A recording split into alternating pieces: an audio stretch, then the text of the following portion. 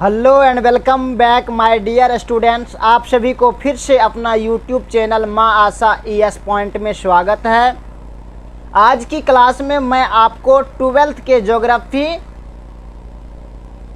Subject के 30 objective questions लाए हैं जो बहुत इम्पोर्टेंट है। अगर आप इसको अच्छे ढंग से देखते हैं, समझते हैं, देखिए वैसे आपने पढ़ाई तो करते हैं, परंतु अगर आप समझ करके पढ़ाई नहीं करते हैं तो आप धोखा खा सकते हैं ऑब्जेक्टिव को सही करने में। इसलिए आप कोई भी क्वेश्चन को अच्छा से समझे, रटे बिल्कुल भी नहीं, अच्छा से समझे और खुद से प्रैक्टिस करें, क्योंकि अब समय बहुत कम रह गया है। आप जितना प्रैक्टिस करेंगे उतना आप अच्छे मार्क लाएंगे, आप उतना सफल हो पाएंगे। इसलिए आप जितना प्रैक्टिस अब से करना शुरू करेंगे उतना आपके लिए बेहतर होगा। तो आइए हम 30 ऑब्जेक्टिव बताते हैं, उनमें से आप भी अपना अनुमान लगाइए कि उनमें से कितना मेरा सही जा रहा है, क्योंकि आपने इतना दिन से तैयारी की है, आपको अनुभव हो जाएगा कि हमने अभी तक जो तैयारी की है इनमें से कितना अच्छा भी जा रहा है। तो दोस्तों, अगर आपने हमारे YouTube चैनल को अभी तक सब्सक्राइब नहीं किए हैं तो प्लीज़ सब्सक्राइब करें एवं बेल आइकन को भी दबाएं, ताकि जब भी हम वीडियो अपलोड करें सबसे पहले आप तक इन्फॉर्मेशन जाए। इसलिए दोस्तों आज चलते हैं। फर्स्ट सवाल क्या है कि विश्व में जनसंख्या केंद्रित है किस क्षेत्र में? कहते हैं कि विश्व में, दुनिया में सबसे सर्वाधिक जनसंख्या किस क्षेत्र में केंद्रित है, मतलब किस क्षेत्र में इकट्ठा है सबसे ज़्यादा लोग। सबसे ज़्यादा लोग किस क्षेत्र में इकट्ठा है, रहता है, आप ऐसे भी मान सकते हैं। तो क्या होगा? पर्वतीय क्षेत्र में, पठारी क्षेत्रों में, मैदानों में या मरुस्थलीय प्रदेशों में। देखिए इनमें क्या है, पर्वत में आप ही दिमाग लगाइए, क्या पर्वत में रहना कोई पसंद करेगा? पर्वत पर रहना पसंद करेगा? नहीं, लोग घूमने के शौक से जाएगा, वहाँ पे खाना पीना ये सब की व्यवस्था तो होगा नहीं। पठारी क्षेत्र में भी उसको नहीं मिलेगा। अब मरुस्थलीय क्षेत्र में तो लोग और भी नहीं जाना चाहेगा, क्योंकि वहाँ तो पानी व्यवस्था होगा नहीं और रेत ही रेत रहेगा, वहाँ पे कौन जाकर बसेगा। इसका मतलब इसका सही आंसर होगा ग, मैदानों में। ये इसका आंसर होगा। विश्व में सर्वाधिक जनसंख्या केंद्रित है कहाँ? मैदानों में। अब आगे का सवाल है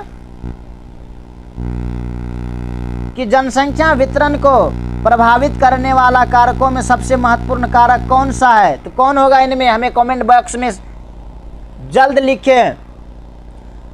देखिए आप अपने कॉपी पर बनाइए, उसमें जितना सही होगा आप मुझे सेंड करेंगे कि सर इतना सही हुआ है, तब हम समझेंगे कि आप कितना पढ़ाई कर रहे हैं।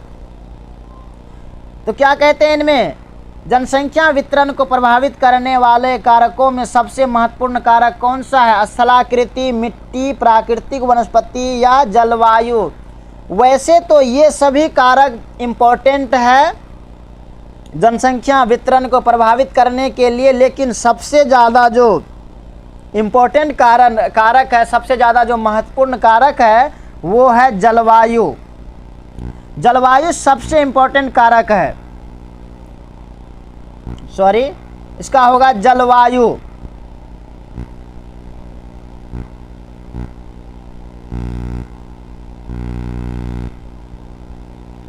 इसका जलवायु होगा। 2 नंबर का घ आंसर होगा जलवायु।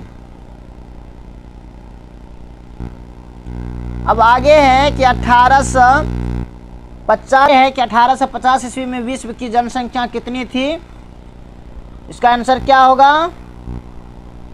इसका आंसर होगा ख, 100 करोड़। 1850 ईस्वी में विश्व की जनसंख्या 100 करोड़ थी। अब आगे है कि निम्नलिखित में से किस महाद्वीप में जनसंख्या वृद्धि सर्वाधिक है? क्या कहते हैं, किस महाद्वीप में जनसंख्या वृद्धि सर्वाधिक है? यहाँ ये नहीं पूछ रहे हैं कि जनसंख्या सबसे अधिक कहाँ है, नहीं, कहते हैं कि जनसंख्या वृद्धि सबसे ज़्यादा कहाँ है, कहाँ सबसे ज़्यादा बच्चे पैदा होते हैं, कहाँ की जनसंख्या सबसे ज़्यादा वृद्धि हो रही है, सबसे अधिक हो रही है। तो इसका आंसर होगा घ, इसका आंसर होगा एशिया महाद्वीप। एशिया, सॉरी अफ्रीका नहीं, एशिया होगा। इसका आंसर घ होगा। इसका आंसर घ होगा, एशिया। अब आगे हैं कि सबसे अधिक जनसंख्या वाला महाद्वीप कौन सा है? ऑस्ट्रेलिया, उत्तरी अमेरिका, एशिया और अफ्रीका, इनमें से कौन सा महाद्वीप है जो सबसे अधिक जनसंख्या वाला, सबसे ज़्यादा जनसंख्या है, मतलब सबसे ज़्यादा लोग किस महाद्वीप में है? ऐसे भी क्वेश्चन पूछ सकता है। तो इसका क्या होगा? इसका आंसर होगा एशिया। सॉरी, ये नहीं होगा, ये होगा एशिया। एशिया होगा इसका। एशिया महाद्वीप में सबसे अधिक जनसंख्या रहते हैं। अब आगे हैं,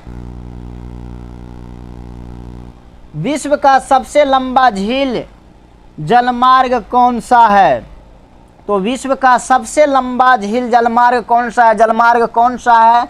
स्वेज जलमार्ग, डेवन्यू होगा, सॉरी, वोल्गा जलमार्ग और ग्रंट लक्स सेंट लॉरेंस जलमार्ग, इनमें से कौन होगा? तो इसका ऑप्शन होगा ख, डेवन्यू जलमार्ग। सॉरी, ये नहीं होगा, ये होगा, डेवन्यू जलमार्ग होगा। अब आगे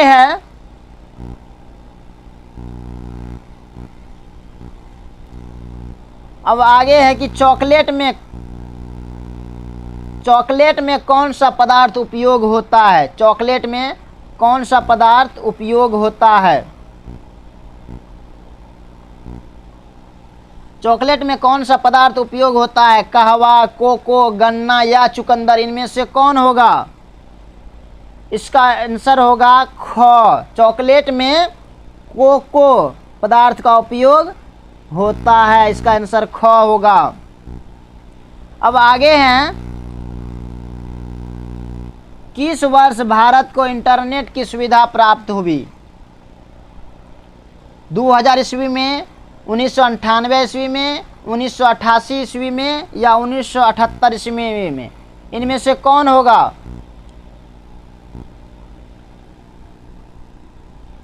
किस वर्ष भारत को इंटरनेट की सुविधा प्राप्त हुई? तो इसका आंसर होगा ख, 1998 ईस्वी में भारत को इंटरनेट की सुविधा प्राप्त हुई। आगे है, मोहाली सॉफ्टवेयर तकनीकी पार्क कहाँ स्थित है? मोहाली सॉफ्टवेयर तकनीकी पार्क कहाँ स्थित है? चंडीगढ़ में या हिमाचल प्रदेश में या झारखंड में या असम में, इनमें से कौन होगा? इसका आंसर होगा क, सॉरी, इसका आंसर होगा क, चंडीगढ़। मोहाली सॉफ्टवेयर तकनीकी पार्क चंडीगढ़ में स्थित है।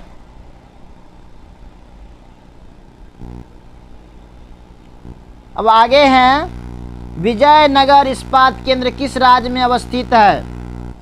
विजयनगर इस्पात केंद्र किस राज्य में अवस्थित है? कर्नाटक, तमिलनाडु, केरल और आंध्र प्रदेश, इनमें से कौन होगा?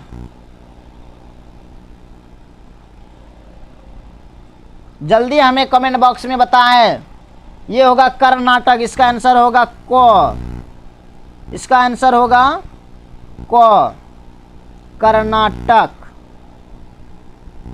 अब आगे है, दुर्ग लो अयस्क इस्पात क्षेत्र किस राज्य में है? ये ऐसा क्वेश्चन होना चाहिए, टाइपिंग में थोड़ा मिस हुआ है। झारखंड, ओडिशा, मध्य प्रदेश या छत्तीसगढ़? इसका आंसर होगा घ, छत्तीसगढ़ होगा इसका आंसर, छत्तीसगढ़। ये इसका आंसर होगा घ, इसका आंसर होगा घ, इसका आंसर होगा। अब आगे हैं, भारत की कुल जनसंख्या का कितना प्रतिशत उत्तरी मैदान में बसता है? भारत की कुल जनसंख्या का कितना प्रतिशत उत्तरी मैदान में बसता है? 2/3 या 1/4 या 1/3 या 12, इनमें से कौन होगा? इनमें से क, इसका आंसर होगा 2/3 भाग, 2/3 भाग, ये होगा इसका आंसर 2/3 भाग। भारत की कुल जनसंख्या का 2/3 भाग उत्तरी मैदान में बसता है।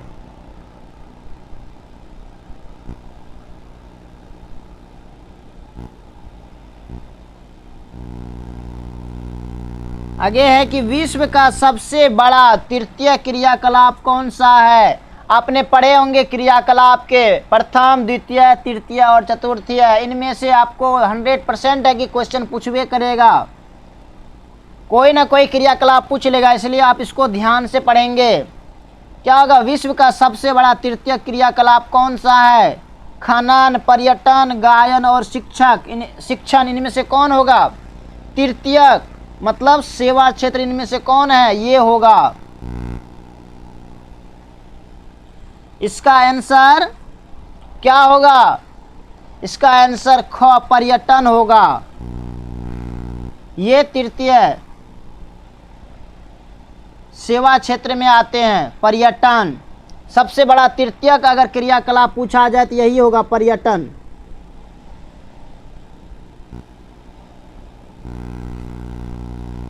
अब आगे है मसाई क्या है। मसाई क्या है, एक कृषि उपज या एक जनजाति या एक चिकित्सक या एक मरुभूमि, इनमें से कौन होगा।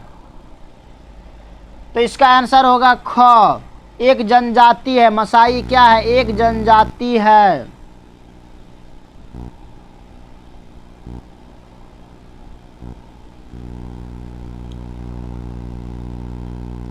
अब आगे है भारत में राज्यों की कुल संख्या कितनी है। 28, 30, 29 या 38। ये तो इतना सिंपल सवाल है कि आप जानते ही होंगे। ऐसे ऐसे सवालों में कभी मिस मत कीजिएगा।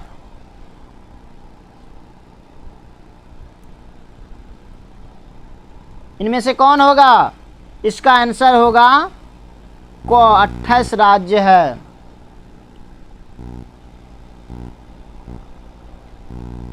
को इसका आंसर होगा। आगे है निम्नलिखित में से किस प्रकार की बस्तियां सड़क, नदी या नहर के किनारे होती है। रेखीय, वृत्ताकार, वर्णाकार, चौल पट्टी, इनमें से कौन होगा। इसका आंसर होगा को, जो सड़क, बस्तियां और नदी या नहर के किनारे जो होते हैं वो होते हैं रेखीय। रेखा टाइप से खींचा रहता है ना, जैसे रोड बनते हैं तो कैसे रेखा टाइप से होता है ना। याद रखना है कि बस्ती अगर बनेगा तो रोड के साइड साइड में बनेगा ना, तो क्या होगा, इसका रेखीय होगा। रेखीय इसका आंसर क होगा। अब आगे है कि निम्नलिखित में से कौन राजधानी नगर है। कौन राजधानी नगर है। पटना, मथुरा, जमशेदपुर और मैसूर, इनमें से कौन होगा। तो इसका आंसर होगा पटना। पटना क्या है, राजधानी नगर है ना। बिहार की राजधानी कहाँ है, पटना ही है ना। पटना इसका आंसर हो जाएगा। आगे है निम्नलिखित में से जल किस प्रकार का संसाधन है। अजैव संसाधन, अनवीकरणीय संसाधन, जैव संसाधन या चक्रीय संसाधन, इनमें से कौन होगा। जल किस प्रकार का संसाधन है। इसका आंसर होगा घ, चक्रीय संसाधन। आप खपत कर लेते हैं, फिर वो क्या होते हैं, वाष्प बन करके ऊपर चले जाते हैं, फिर बारिश होकर के पुनः धरातल पे आ जाते हैं। इसका मतलब क्या है, ये चक्रीय हुआ, चक्रीय संसाधन। इसका आंसर होगा घ, इसका आंसर होगा घ, इसका आंसर होगा ये चक्रीय संसाधन।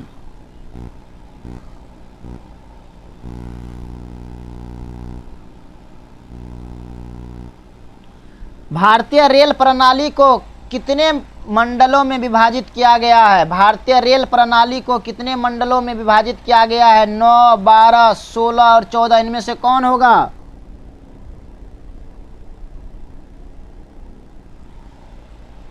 दोस्तों इसका आंसर होगा ग, 16। अब आगे हैं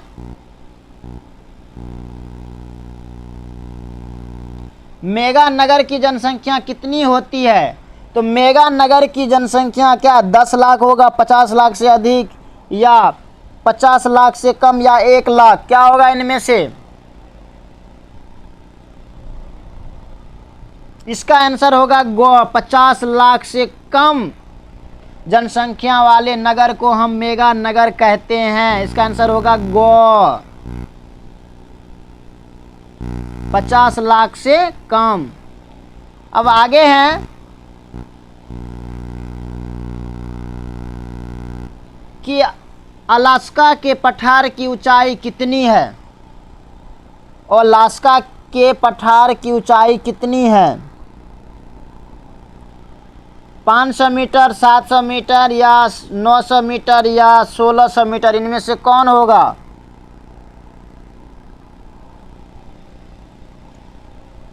इसका आंसर होगा गो 900 मीटर।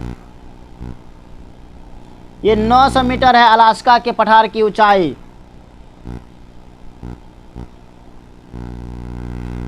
अब है निम्न में से कौन सा एक विरल जनसंख्या वाला क्षेत्र नहीं है?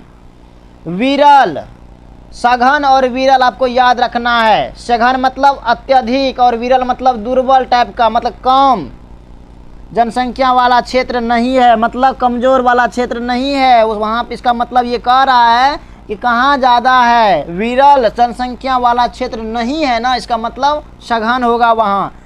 ध्रुवीय प्रदेशों में या भूमध्य रेखीय प्रदेश में या दक्षिण पूर्वी एशिया या आटाकामा में, इनमें से कौन होगा? तो इसका आंसर होगा गो दक्षिण पूर्वी एशिया। दक्षिण पूर्वी एशिया में क्या है? विरल जनसंख्या वाला। ये जो दक्षिण पूर्वी एशिया है ना, इसमें क्या है? सघन जनसंख्या है। इसलिए यहाँ क्वेश्चन है कि विरल जनसंख्या वाला क्षेत्रफल नहीं है, तो क्या होगा? दक्षिण पूर्वी एशिया।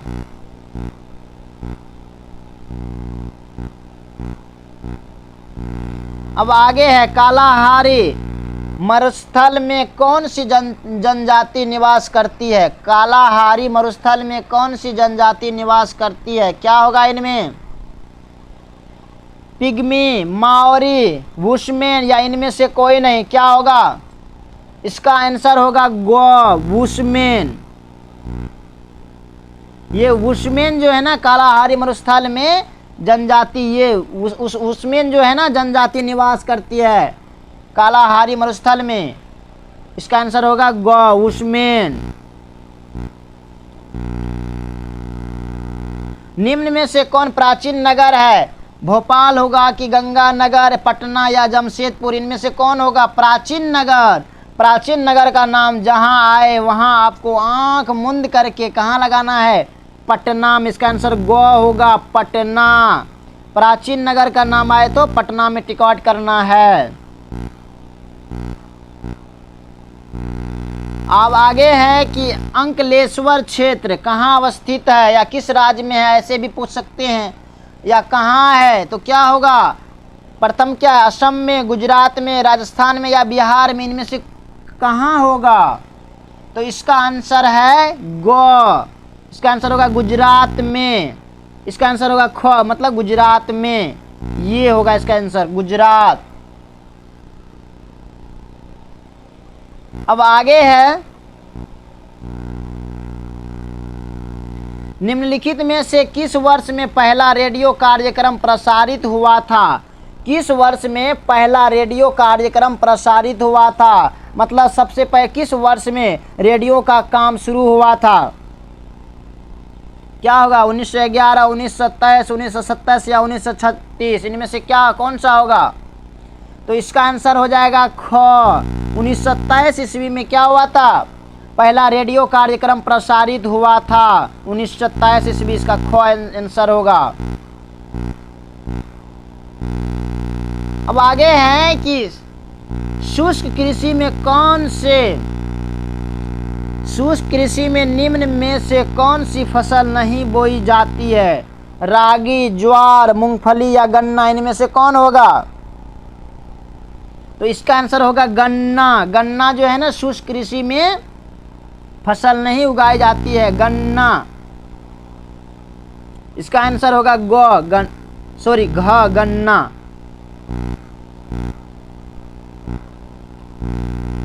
आगे है कि नव निश्चयवाद के प्रवर्तन कौन है?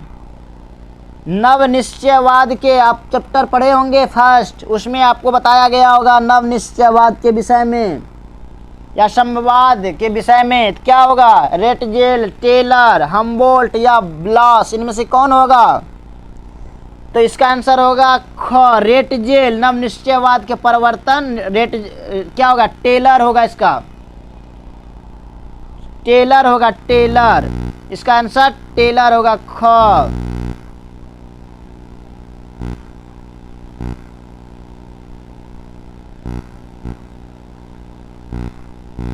अब आगे है, बोकारो इस्पात केंद्र किस राज्य में स्थित है?